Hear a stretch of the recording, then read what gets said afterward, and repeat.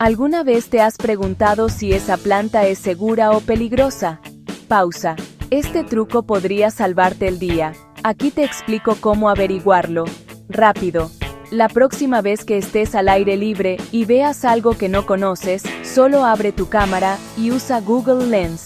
Toma una foto al instante, obtendrás información sobre la especie, si es segura, comestible, o si es mejor dejarla en paz. Es como tener una guía de supervivencia en tu bolsillo.